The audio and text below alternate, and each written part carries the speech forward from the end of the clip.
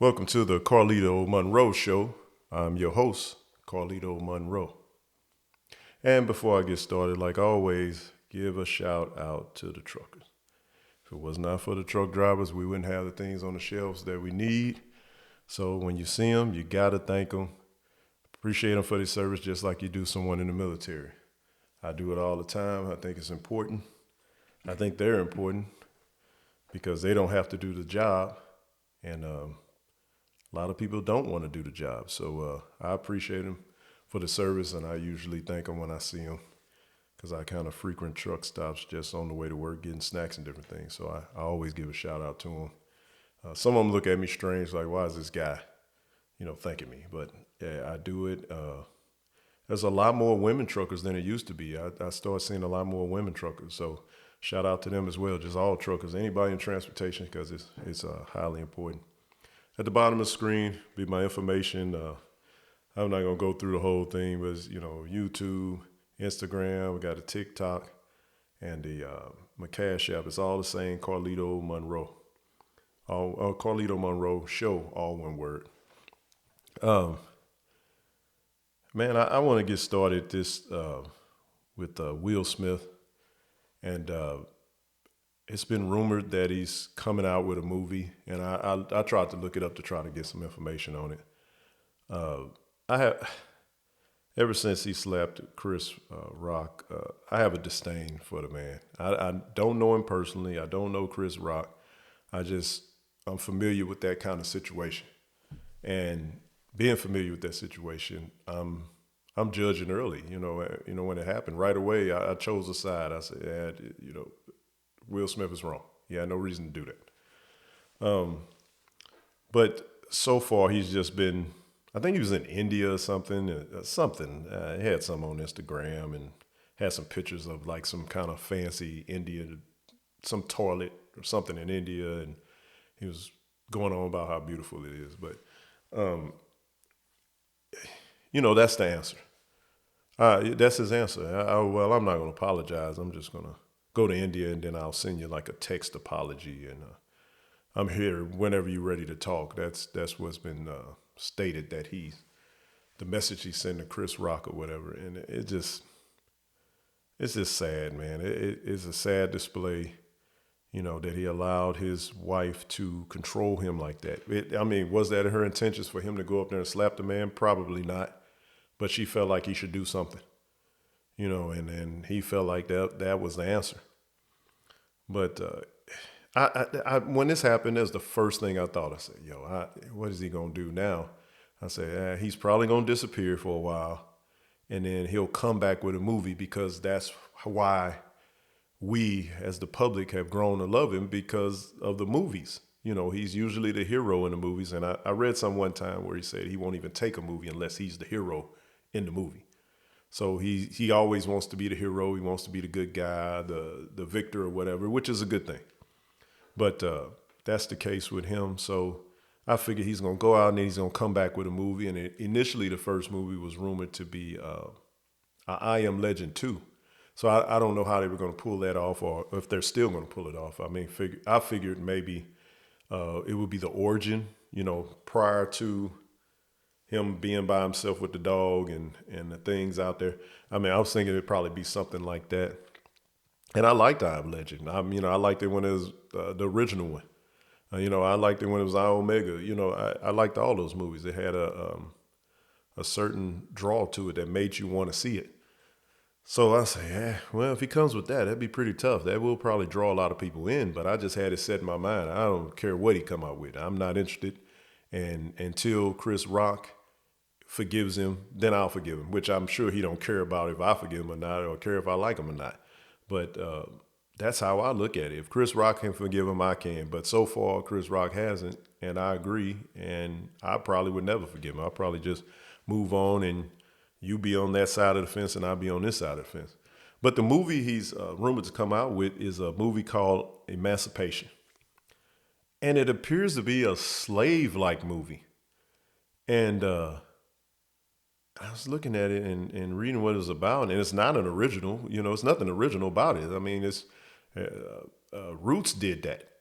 Toby was a runaway slave. He just kept getting caught, and then I think that last time he tried to run, he cut his foot off. So it's that kind of movie. He's supposed to be this runaway slave, and he's going through torturous ravines and running into people, encountering people, and going by his history of taking movies that he is the victor or he's the hero in, 9 times out of 10, let me guess, he's going to escape. He's going to not be a slave anymore. He's going to be the one that runs away and gets away. So he's going to be the victor. So this movie would be no surprise. But I kind of get where it's going with the movie. I mean, what better way to introduce yourself back to the public that some frowned upon you and some agree with you? To come with a slavery movie. I think that kind of makes other cultures other than black culture it kind of puts them in a place of, let's sit back and not say too much. And then our culture, it puts us in a place of, yeah, he's the victor. He got out of there. He's a slave that made it better for everyone. I see what's going on, but I just don't see another slavery movie. I mean, they've won Oscars in the past. I mean, 12 Years a Slave, I actually like that movie. But I'm weird like that. I can watch a slavery movie and not get upset. I don't necessarily find humor in it. Well, some of them I have, and something's wrong with me, I'm sure. I probably need help.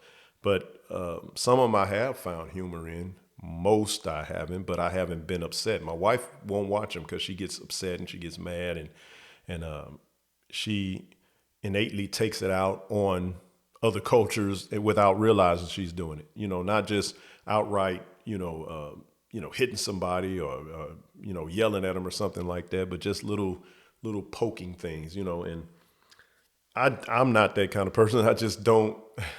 I don't find humor in necessarily movies, but I look at the entertainment value.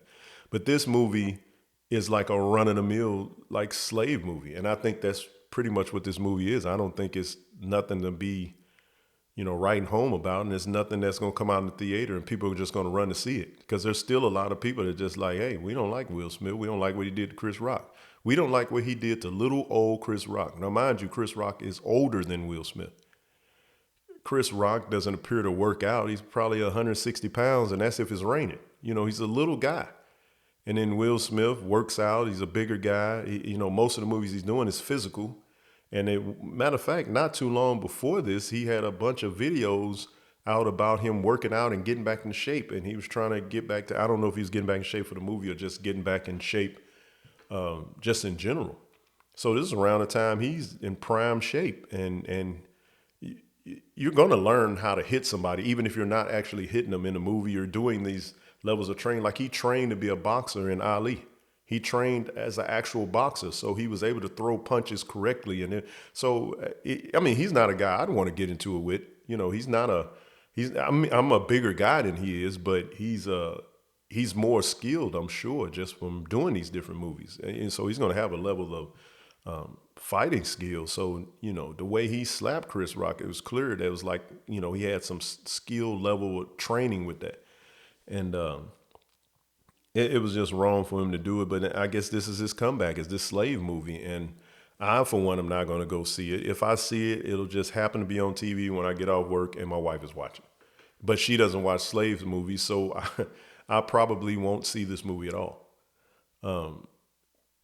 But I think this is just his run at like, this will get me back. I don't know if it's a PR thing or maybe it's his own PR thing. Just trying to get everybody back on the Will Smith bandwagon. But I remember,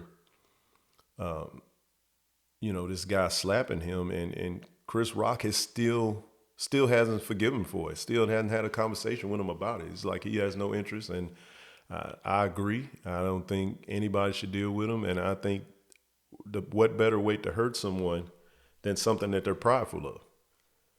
It's not necessarily money, but he's prideful of his movies. Just years earlier, him and his wife was talking about the Oscars like, they're pointless. And then And now they're wanting to win an Oscar because he's nominated. Then he wins an Oscar the same year he does something ridiculous. So, and then and then people forget about who Chris Rock was reading and introducing the Oscar, who won something. It was Questlove. He had won an Oscar for, I think, like a documentary. I haven't seen it. I need to try to look that up. But he won an Oscar for this documentary that was supposed to be good. So I'm going to check that out, and I think other people should too. But that was just overshadowed by this whole slap thing. So Will Smith now has got this slave movie, and I don't know when this is coming out, but I advise people to not go see this. It's just another slave movie. I think it's a weird look anyway for other cultures to go to a movie that's about slavery. I think it's a weird thing anyway. You know, I've never been to the theater to see a slavery type movie anyway. I almost went to the theater to go see the one with Jamie Foxx in there, and I can't think of the guy. He's always got a lot of blood around. He's usually has an all-star cast. Django.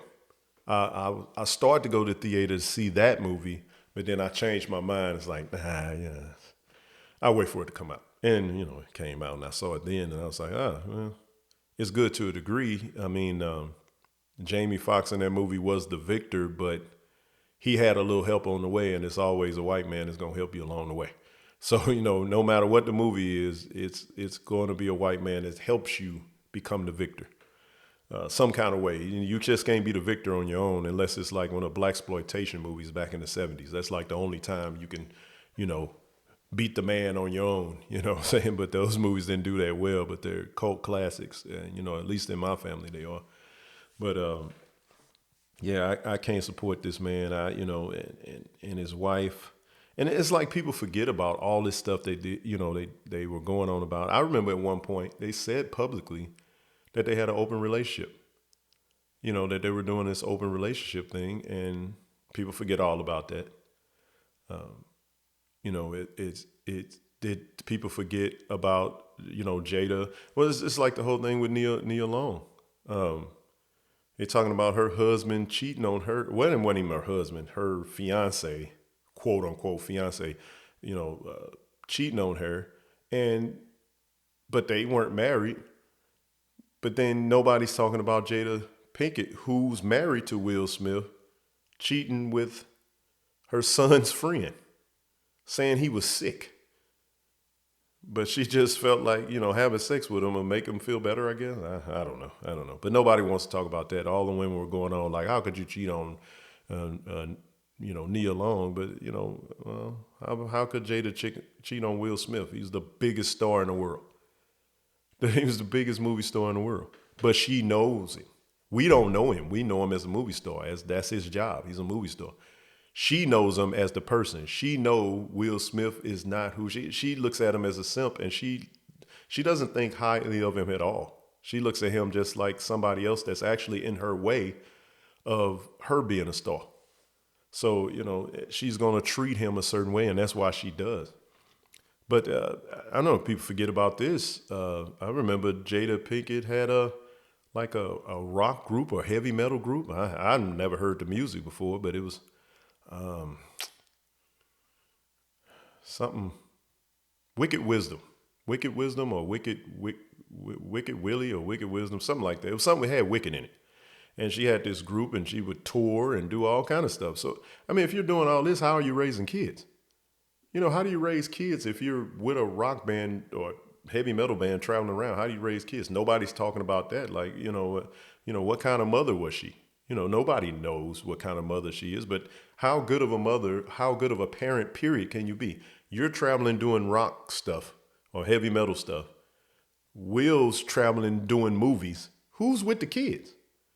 So the kids are being raised by the maids or somebody else. So, you know, this is why, you know, the Hollywood kids just, they're not like our kids that, you know, where you raise them up in a home in a regular household. We're just not the same. We're different. We're totally different people. You know, it's totally different worlds. So, you know, those kids like, okay, yeah, Will Smith and Jada Pinkett Smith, that's my mother and father, but they probably say, hey, Will, hey, Jada. They probably don't call them by mother, mama or daddy or mother or father. Hey, Will, hey, Jada, give me some money. You know what I mean? And so, and I made all that part up, but I just don't think they look at them as parents. They look at them as keepers or something, or you're just in our way, like a house cat. I think, how a house cat looks at you. I remember a girl I dated. She had a house cat. You come in the house and the cat just look at you and he looks at you like, yeah, what's this guy? Who is this? Why is he here again? You know what I mean? It's just, yeah. And I think that's how the kids looked at Will and Jada. These are their parents, but they looked at them like a house cat. Like, why are y'all here? You guys again. What are you doing here? So, but yeah, this is a rock group. And from what I heard, Willow is like a member of this metal group. Now, it's something you got to look up. It's Wicked Wisdom. I think she's like a member, or maybe she's even singing now while Jada try to grow her hair or do something with her hair or do nothing or shave it. I don't know what she's doing.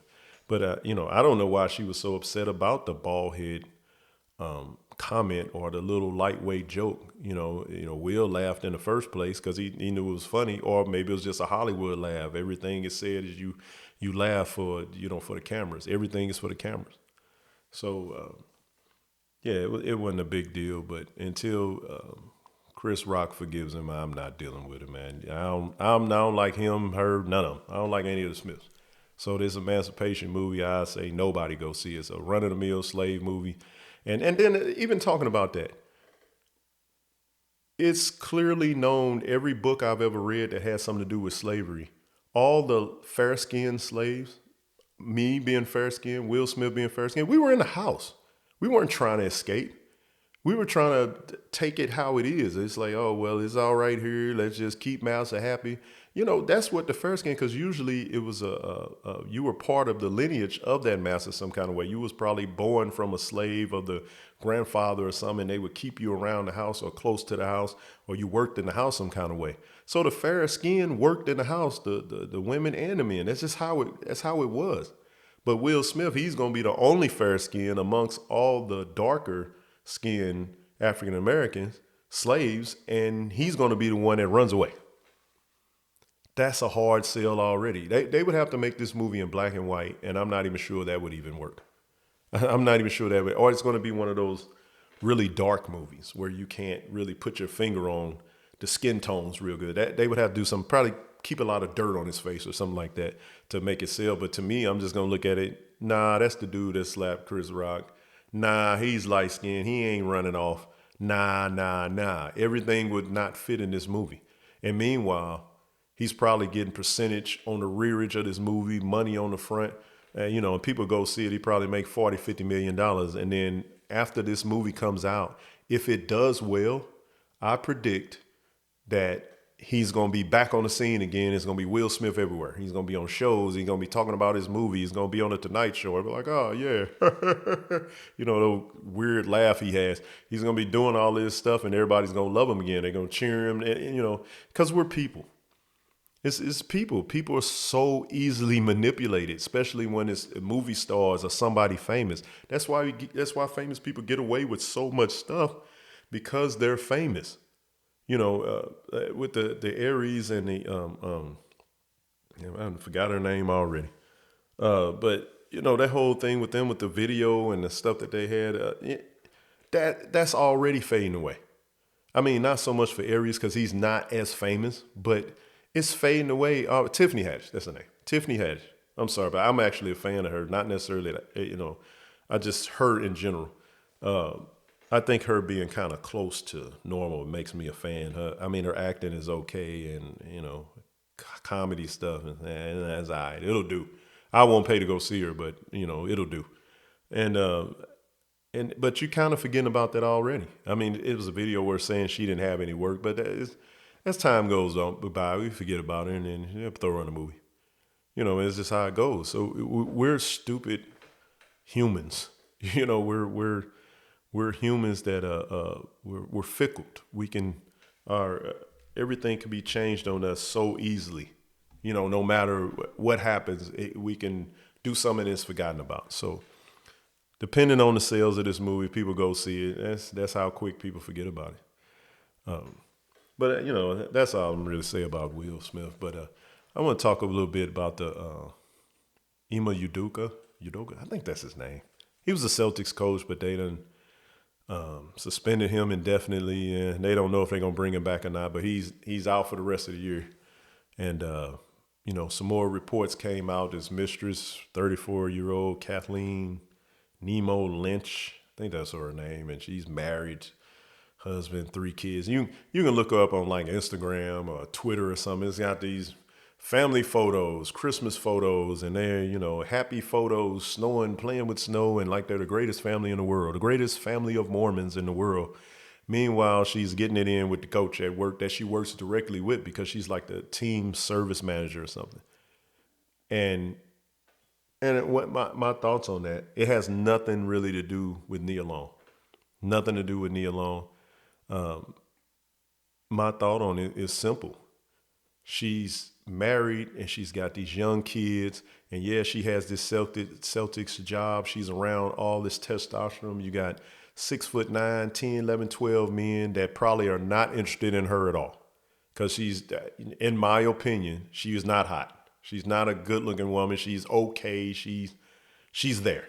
And I think with a lot of the, it probably was she probably was looking at a lot of different players and they're just like looking over her because there's so many other like beautiful women.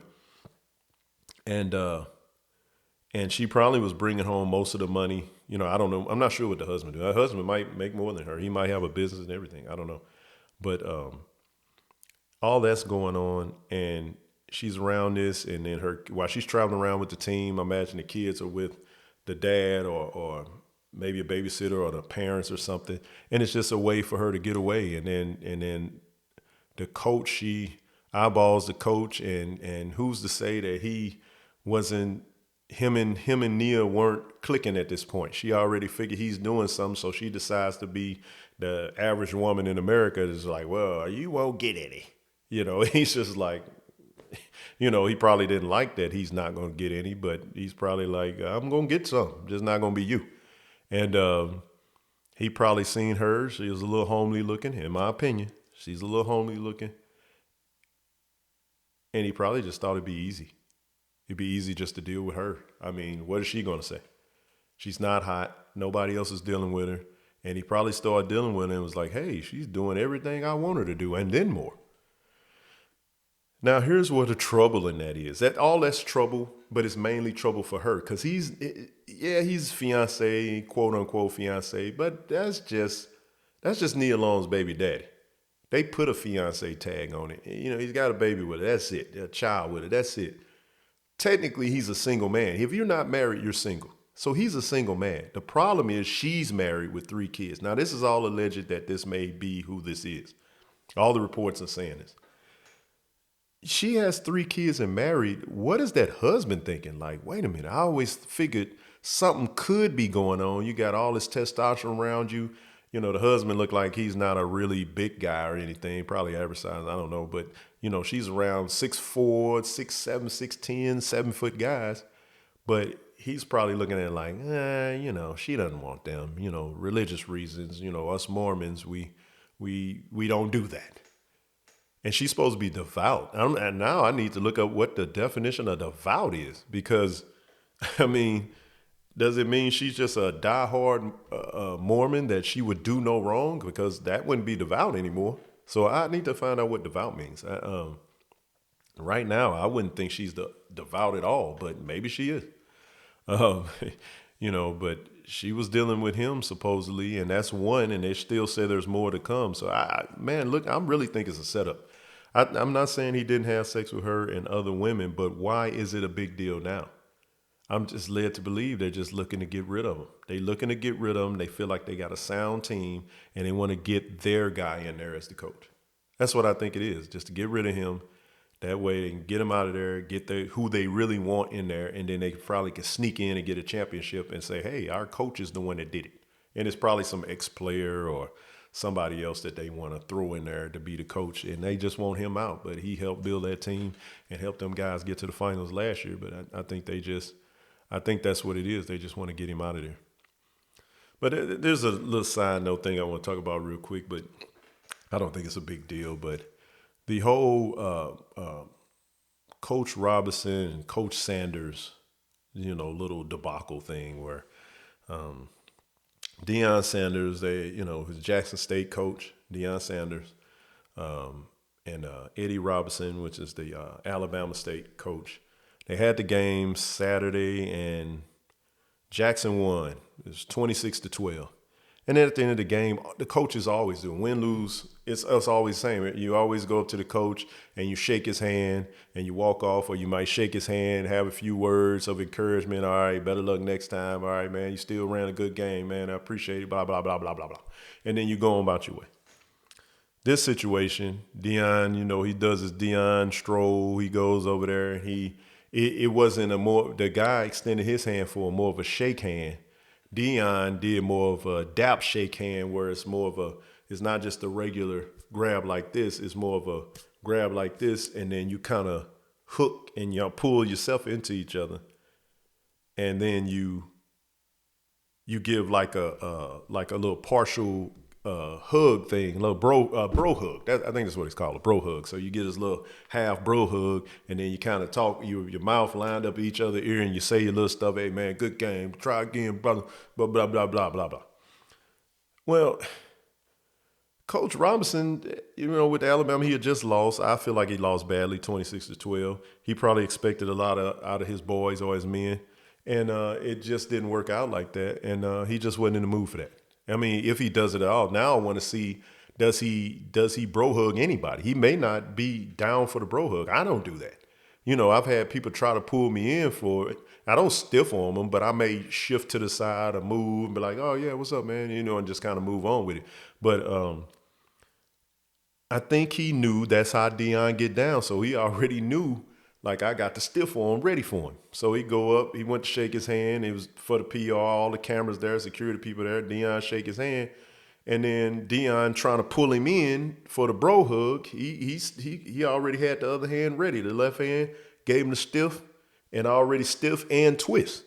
So even if he got past the stiff, if you was going to partial hug me, it was going to be from the back, and it was going to really look, fraudulent, So he does this, and then like he doesn't, and Deion like, oh man, and then knocks his arm away playing tough guy. Well, I'm not gonna say playing tough guy. Deion probably is tough. I don't know. He looked like he's in fairly good shape. Something happened to him recently. I can't remember what it is. He had some kind of surgery, but I guess he's all right. But so Deion knocks his arm away, and looking at that, and I don't think it's a big deal. It's just one of those things. Coach Robinson just wasn't having it, and Deion and Coach Sanders wanted to, bro hug and either brag or bro hug and be like, hey man, you had a good game. Just like what anybody else would do. But he figured, you're a brother, I'm a brother. We're going to bro hug and be like, yeah, man, it's all love, man. Next time, man, it was a good game, baby. Woo. Dude just lost. He just wasn't in the mood for that. He didn't want to hear that. He probably don't do that at all. So he just didn't want to hear it. So he already was ready. Yeah, I'm going to shake his hand because that's what you do at the end of the game. I'm going to shake his hand, but I'm going to have his left stiff arm ready.